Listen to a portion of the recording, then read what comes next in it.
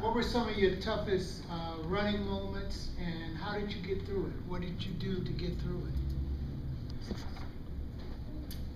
That's a great question, because we all have tough moments. Like Sarah and I have both had many tough moments. I tell you, I've gotten last place more times than I've gotten first place. And I'm a professional runner, you know, I'm supposed to be good at this, but you know, sometimes we get it wrong. Sometimes like this time I didn't even make it to the starting line. And that was a tough moment, you know, like it was hard this last 6 weeks, just having my workouts deteriorate, having things not going well, and there was a lot of really hard times. And I actually had an even tougher time while I was at Stanford.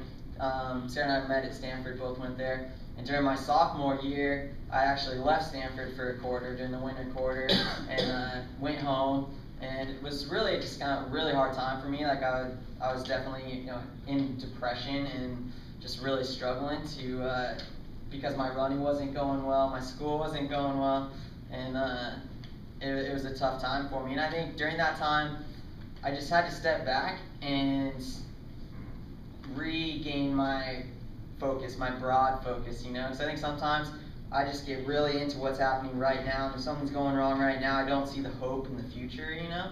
And I think that's huge, is being able to get that broad perspective of what's waiting for you in the future and looking at that future hope, you know. Because whenever I'm thinking about the future hope, I'm never depressed, you know. I only get depressed when I'm thinking about what problems I'm currently going through, you know. So I think just having that broad perspective, and how I get that broad perspective is just through talking to people like Sarah, or, you know, I guess talking about pulling on other people. That's one way for me to get it.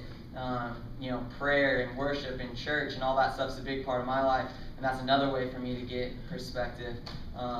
And I realize everyone's a little different, but just if you can step back and get that broad picture, that always helps me in those tough times.